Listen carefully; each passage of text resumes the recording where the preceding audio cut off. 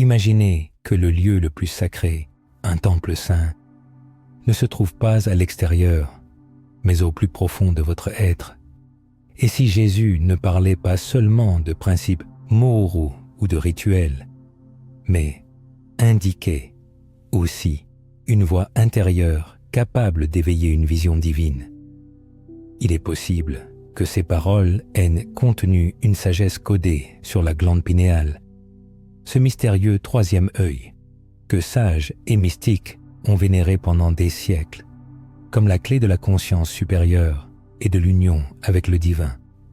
Ce n'est pas simplement de la théologie ou de l'histoire. C'est une révélation qui peut transformer votre compréhension de Jésus, de la spiritualité et de votre propre âme. Au cours de ce voyage, vous comprendrez pourquoi les enseignements anciens de diverses cultures, de l'Égypte à l'Inde et aux traditions gnostiques, font allusion au même secret. La glande pinéale est la porte de la transcendance. Et, plus important encore, vous découvrirez comment les enseignements de Jésus contiennent les clés pour activer cette lumière intérieure. Si vous avez soif de vérité et ressentez l'appel des mystères, sachez-le. Les révélations à venir sont profondes et pourraient transformer à jamais votre perception de vous-même et de l'univers. Commençons donc notre voyage. Pendant des siècles, la glande pinéale a captivé l'attention des chercheurs, des philosophes et des scientifiques. René Descartes l'appelait le « siège de l'âme ». Les prêtres de l'Égypte ancienne la représentaient comme l'œil d'Horus. Dans les traditions yogiques orientales, elle était nommée l'Ajna Chakra, ou le troisième œil, le centre de l'intuition et de la perception spirituelle. Pourtant, peu réalisent que les paroles de Jésus résonnent également avec ce symbole. Quand il a dit « la lampe du corps, c'est l'œil ». Si donc ton œil est pur, tout ton corps sera éclairé. Matthieu 6, 22. Se référait-il peut-être à l'éveil de cet organe caché de la vision spirituelle? Posez-vous la question. Qu'entendait Jésus par un œil pur? Pourquoi a-t-il utilisé cette métaphore dans un sermon sur la pureté intérieure et la dévotion à Dieu? Des érudits comme Alvin Boyd Kuhn et Paramahansa Yogananda pensent que cette affirmation n'est pas accidentelle, mais ésotérique, voilée d'un langage symbolique destiné à ceux qui sont prêts à entendre. Jésus parlait en un code que seuls les chercheurs d'une vérité plus profonde oseraient déchiffrer. Imaginez-vous dans les rues poussiéreuses de Galilée il y a 2000 ans. Autour de vous, les gens s'accrochent à la cour, sacrant à la loi, aux rituels, aux manifestations extérieures de la religion. Mais Jésus parle de quelque chose d'autre, de quelque chose de radical. Il affirme que le royaume est à l'intérieur, que les yeux doivent devenir purs, qu'il faut naître de nouveau en esprit. Il détourne des temples extérieurs vers le sanctuaire intérieur de l'esprit et du cœur. Peut-être désignait-il directement la glande pinéale comme la lampe qui, une fois allumée, ouvre le royaume de Dieu. Examinons cela plus en détail. La glande pinéale est une petite glande en forme de pomme de pin, située au centre du cerveau, alignée avec le troisième ventricule. Elle régule la production de mélatonine, qui gère les cycles de sommeil. Mais de nombreux mystiques, estimant que ses fonctions sont bien plus vastes, elle sécrète la diméthyltryptamine, ou DMT, la soi-disant molécule de l'esprit. Cette substance chimique est associée aux visions mystiques, aux expériences de mort imminente et aux états de transcendance. Si cela est vrai, la glande pinéale n'est pas seulement un organe biologique, mais une technologie spirituelle, codée dans nos corps, un don divin placé là par le Créateur. Imaginons que tout ce qui existe provienne d'un Créateur unique. Demandons-nous, est-ce une coïncidence si les enseignements de Jésus résonnent avec l'idée d'une lumière intérieure? Ou faisait-il consciemment allusion à ces portes intimes de la connaissance? Rappelons l'évangile de Thomas, un texte longtemps exclu du canon ecclésiastique. Il y est dit que Jésus a déclaré « Si vos chefs vous disent « Regardez, le royaume est dans le ciel », alors les oiseaux du ciel vous précéderont. S'ils vous disent « Il est dans la mer », alors les poissons vous précéderont. Mais le royaume est en vous et hors de vous. Quand vous vous connaîtrez, alors vous serez connus, et vous comprendrez que vous êtes les enfants du Père vivant. Cette affirmation profonde indique que l'illumination n'est pas une récompense extérieure, mais un éveil intérieur. La glande pinéale, activée et emplie de lumière, pourrait bien être l'organe par lequel cette transformation s'opère. Prêtons attention au symbolisme de la pomme de pin. Des structures architecturales antiques, y compris le Vatican, représentent des pommes de pin comme un symbole sacré. Pourquoi? Parce que la pomme de pin est une représentation symbolique de la glande pinéale, la source de l'illumination intérieure. Même le bâton d'Osiris dans l'Égypte ancienne était orné du symbole de la pomme de pin. Cette sagesse, transmise de génération en génération, se retrouve dans les cultures de la Grèce, de Rome, de l'Inde et d'autres pays. Est-il possible que Jésus, vivant à une époque d'échange culturel, ait absorbé ces connaissances et les ait traduites dans son propre langage spirituel pour ses disciples? Demandons-nous, qu'entendait Jésus lorsqu'il disait « Si ton œil est pur, tout ton corps sera éclairé ». Parlait-il uniquement de pureté morale ou indiquait-il une expérience mystique capable de transformer la conscience humaine? Votre interprétation est cruciale dans ce processus d'éveil. Ce n'est que le début de notre chemin. Au fur et à mesure que nous avancerons, nous découvrirons de plus en plus d'enseignements cachés qui montreront comment éveiller la glande pinéale et comment Jésus a intégré cette sagesse dans ses paraboles, ses symboles et même ses miracles. La révélation la plus importante, capable de transformer votre perception de vous-même et du divin, nous attend à la fin de ce voyage. Plongeons plus profondément. Au début de notre exploration, nous avons découvert que les mots énigmatiques de Jésus concernant l'œil pur pourraient faire référence à la glande pinéale, l'organe mystérieux de la vision intérieure. Pour véritablement comprendre ces enseignements cachés, il est essentiel de les relier au vaste tissu de la sagesse spirituelle, une connaissance ancienne qui transcende les cultures, les religions et le temps. Il est important de se rappeler que Jésus vivait à une époque d'échange interculturel. L'Égypte n'était pas loin de la Galilée, et la route de la soie reliait la Méditerranée à l'Inde et à d'autres contrées. Les idées circulaient aussi librement que les marchandises, et les traditions spirituelles s'entremêlaient constamment. Ce n'est pas un hasard si les images du troisième œil, de la lumière intérieure et du royaume secret se retrouvent non seulement dans le christianisme, mais aussi dans l'hindouisme, le bouddhisme et l'hermétisme. Jésus, en tant que maître enseignant, a-t-il pu utiliser des paraboles pour révéler une vérité universelle qui relie les traditions spirituelles les plus profondes de l'humanité? Rappelons encore ces paroles. La lampe du corps, c'est l'œil. Si donc ton œil est pur, tout ton corps sera éclairé. Comparons cela à la tradition yogique de l'Ajna Chakra.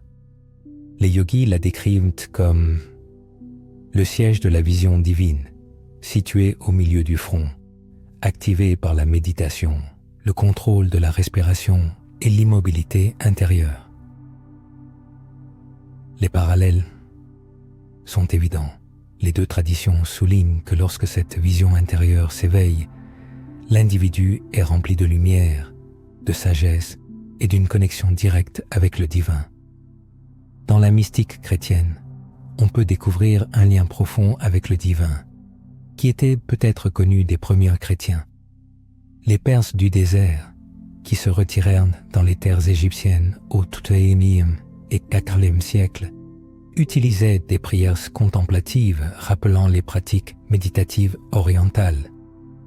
Ils parlaient de la prière du cœur, une méthode pour apaiser l'esprit et se tourner vers le monde intérieur afin de révéler la lumière divine.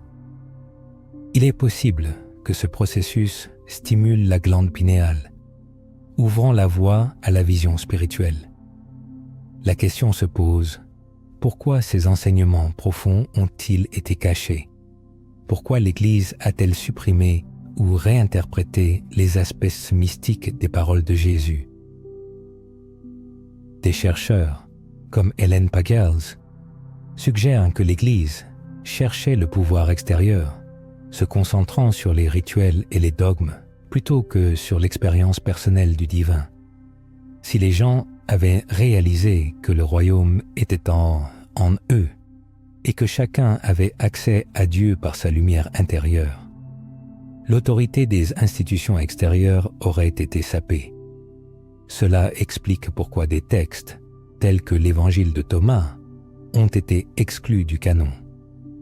Dans cet évangile, Jésus souligne la connaissance de soi et l'éveil intérieur, déclarant « Si vous faites sortir ce qui est en vous, ce que vous ferez sortir vous sauvera. » Ceci est lié à l'activation de la glande pinéale, l'étincelle de la conscience divine dans le corps. La religion organisée laisse souvent plus de questions que de réponses. Les enseignements de Jésus appellent à une expérience intérieure de Dieu, qui n'est pas médiatisée par un prêtre, un rituel ou un bâtiment. De nombreux chercheurs se sont tournés vers le côté mystique du christianisme, aspirant à l'éveil spirituel. La science commence à confirmer ce que les mystiques ont toujours su. La glande pinéale, sensible à la lumière, régule les rythmes circadiens et produit la diméthyltryptamine, associée aux visions mystiques. Des chercheurs, comme le Dr Rick Strassman, ont étudié la DMT et son lien avec les états modifiés de conscience et les expériences spirituelles. Le corps humain contient une voie biologique vers la transcendance, et les paroles de Jésus s'accordent avec ce potentiel caché.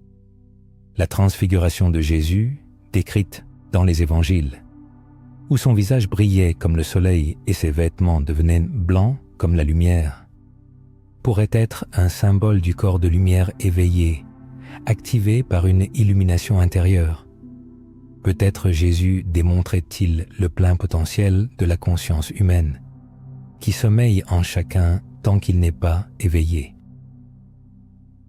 Jésus utilisait souvent la métaphore de la lumière, disant « Je suis la lumière du monde » et « Vous êtes la lumière du monde », nous exhortant à ne pas cacher cette lumière, mais à la laisser briller. Éveiller l'œil intérieur, c'est devenir rayonnant et incarner la lumière divine, se transformant soi-même et le monde autour de soi. Et pourtant, voici les mystères qui enveloppent la glande pinéale, cet humble organe paré de symboles sacrés.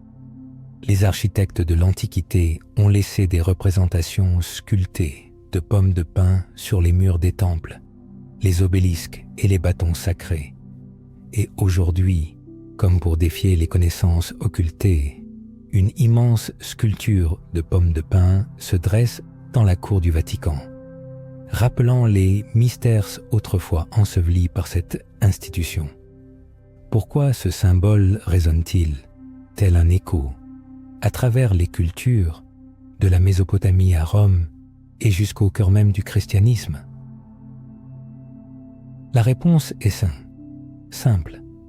Il symbolise la porte de l'illumination, la clé des mystères qui transcendent tous les dogmes. Mais si cela est vrai, comment activer ce don dormant?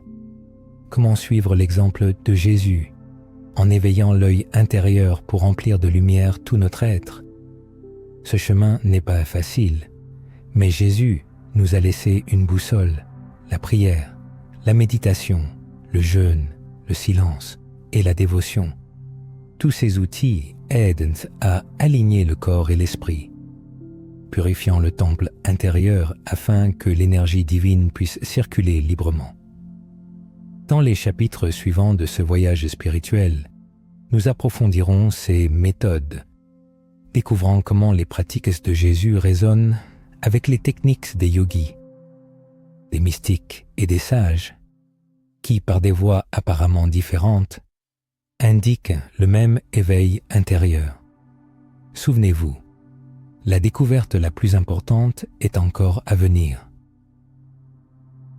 Nous ne faisons que commencer à soulever les voiles, et ce qui nous attend est l'enseignement le plus puissant, la clé ultime pour déverrouiller le mystère de la glande pinéale et son rôle dans le plan divin pour l'humanité. Maintenant que nous avons vu comment les enseignements de Jésus résonnent avec la glande pinéale et la sagesse universelle des traditions anciennes, il est temps d'explorer les aspects plus pratiques. Comment éveiller cet organe sacré de lumière? Car Jésus n'était pas seulement un enseignant de concepts, mais aussi un guide, montrant la voie à travers des actions, des paraboles et des pratiques disciplinées. Ces paroles recèlent des méthodes qui font écho, exercices spirituels connus dans diverses cultures, conçus pour activer l'œil intérieur et ouvrir le royaume de Dieu en nous. Avant tout, attardons-nous sur le rôle du silence et du repos. Jésus se retirait souvent de la foule pour prier en solitude, passant des nuits dans les montagnes ou le désert. Pourquoi? Parce que le silence est le berceau de la révélation. Lorsque le bruit extérieur du monde s'apaise, la voix intérieure du divin devient audible. Les pères du désert, inspirés par l'exemple de Jésus, pratiquaient l'hésychasme, une forme mystique de prière visant à apaiser l'esprit jusqu'à ce que le cœur et la respiration fusionnent en un rythme parfait. Ceci est en résonance avec les pratiques méditatives des yogis, qui mettent l'accent sur le contrôle du souffle pour apaiser les fluctuations de l'esprit. Lorsque l'esprit s'apaise, la glande pinéale devient plus sensible, plus réceptive à la lumière subtile de l'esprit. Considérons également la pratique du jeûne. Jésus a jeûné 40 jours dans le désert avant de commencer son ministère. Le jeûne, en tant qu'outil, a été utilisé dans diverses traditions non seulement pour purifier le corps, mais aussi pour élever la conscience spirituelle. La science moderne confirme que le jeûne peut réinitialiser les rythmes biologiques et augmenter la production de mélatonine, une hormone régulée par la glande pinéale.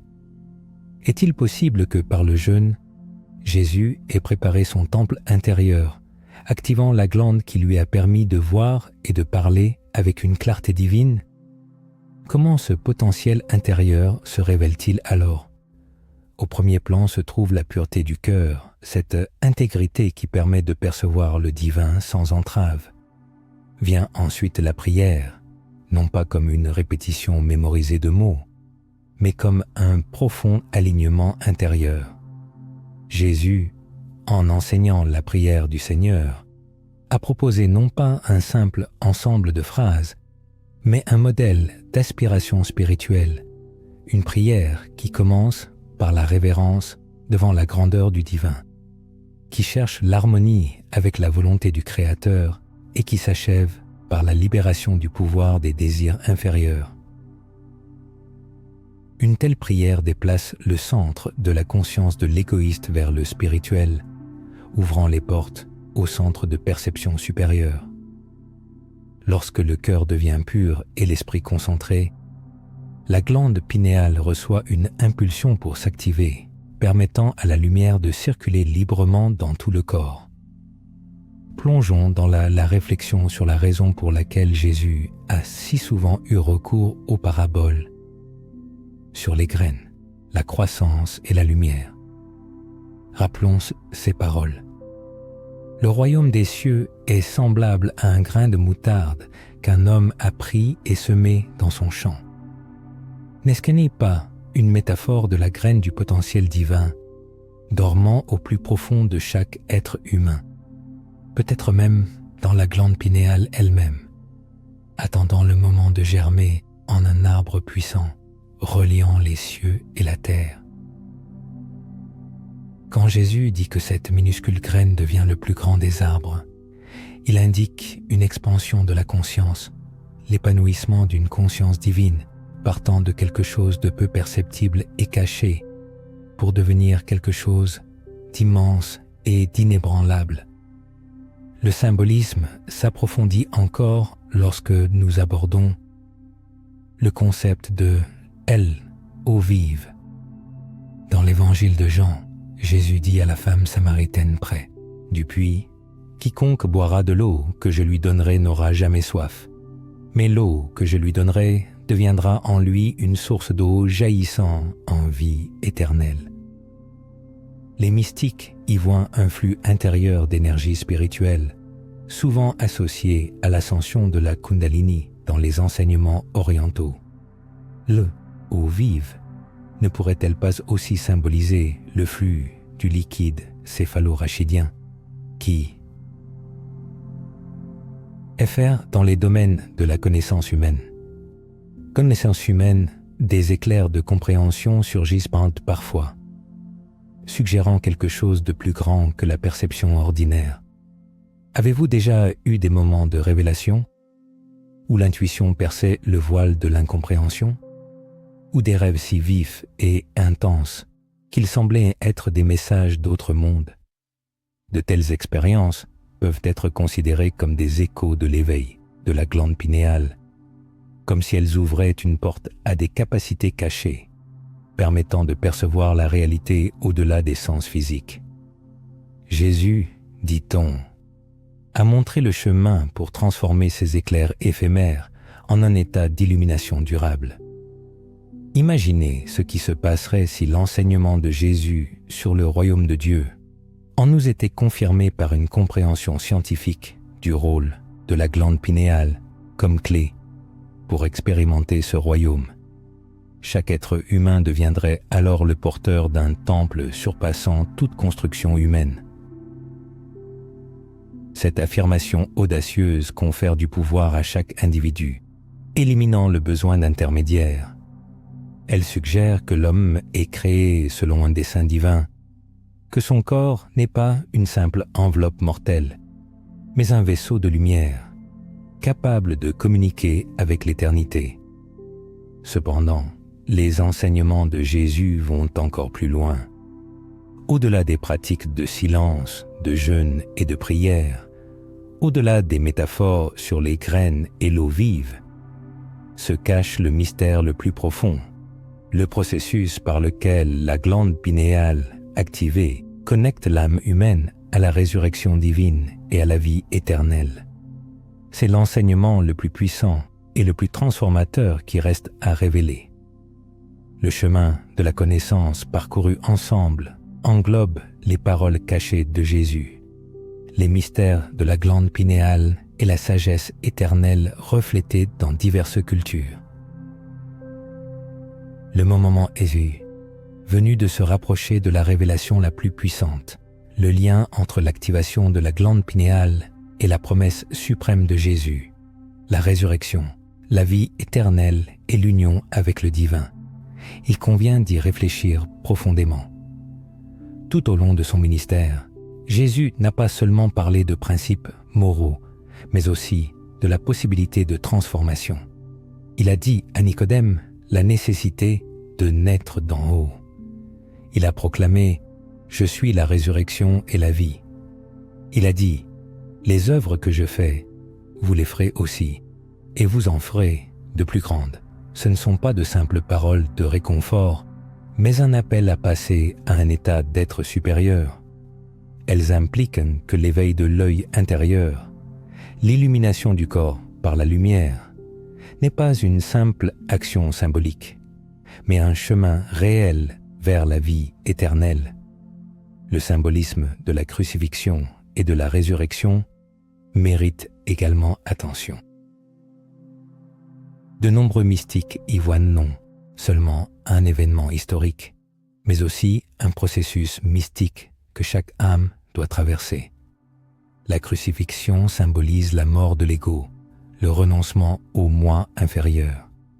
La résurrection, à son tour, symbolise l'éveil de la conscience divine, la renaissance dans la lumière.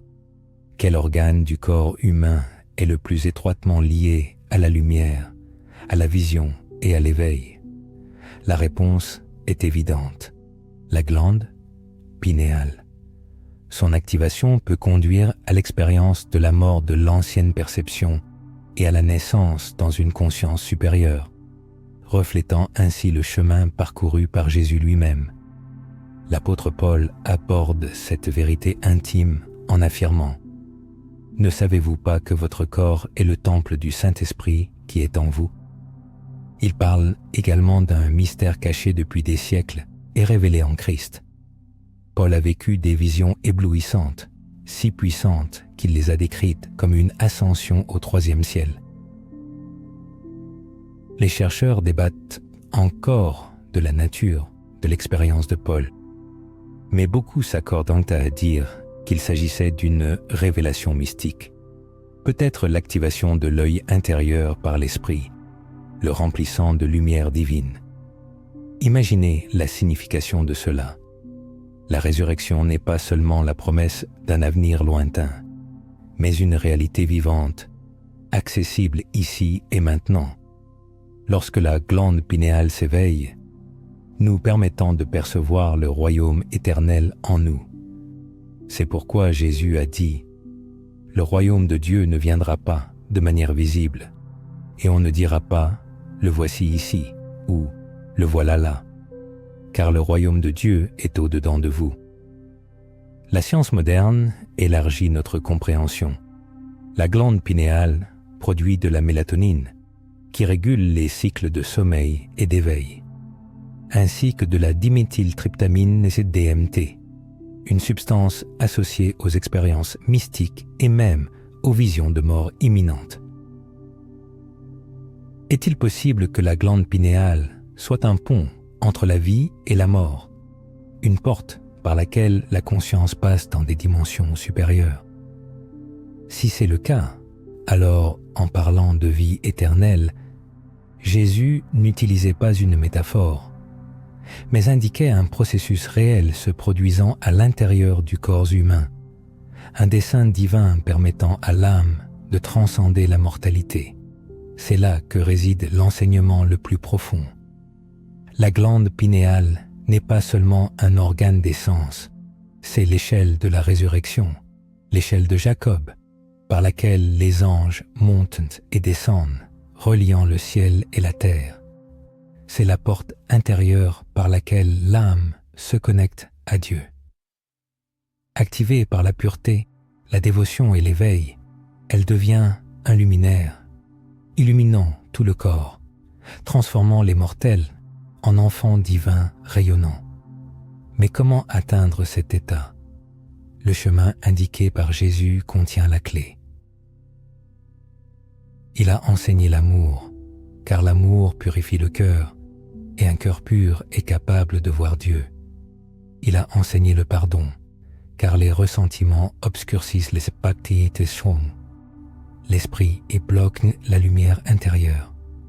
Il a enseigné le service, car servir les autres dissout l'ego, le plus grand obstacle à l'éveil. Et il a enseigné la prière intérieure, car la communication avec le Père en secret active le temple en nous, l'espace sacré où la glande pinéale brille, telle une lampe de cristal devant le trône de Dieu. Rappelez-vous la description du livre de l'Apocalypse, un fleuve d'eau de la vie, limpide comme du cristal, sortant du trône de Dieu. Au centre de cette vision se trouve une lueur de lumière limpide. Les mystiques y voient un symbole du cerveau humain, où la glande pinéale est le trône de cristal, entouré du flux de liquide céphalo-rachidien, les eaux vives qui nourrissent et activent le temple intérieur.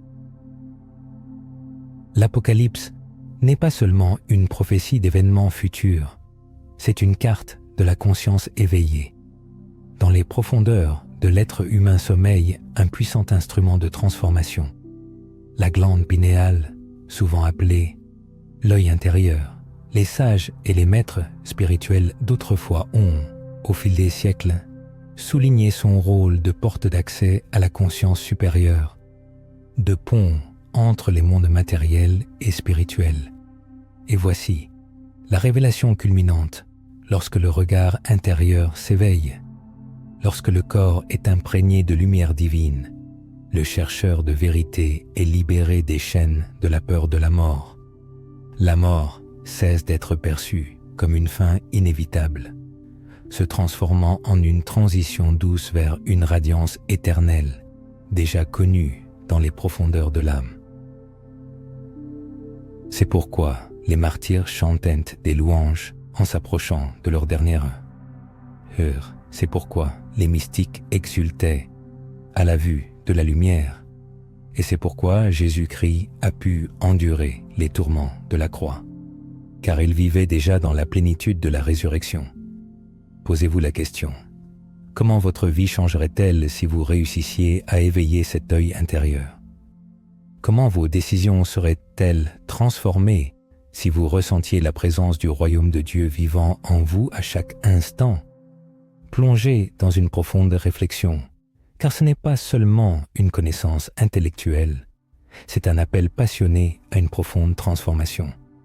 En terminant ce voyage spirituel, laissez les paroles de Jésus-Christ pénétrer votre conscience avec une force nouvelle. Si ton œil est pur, tout ton corps sera lumineux. C'est un enseignement intime, un mystère sacré, une invitation à éveiller la glande pinéale, à activer la lampe de Dieu en vous et à entrer dans le royaume, non pas un jour futur, non pas dans une dimension lointaine, mais ici et maintenant. Rappelez-vous, la révélation la plus importante et la plus grande ne se trouve pas dans le monde extérieur, mais en vous. Vous êtes le temple. Vous êtes la lumière. Et lorsque votre œil deviendra unifié, vous réaliserez que vous n'avez jamais été séparé du divin. Vous avez toujours été et demeurerez un avec Dieu.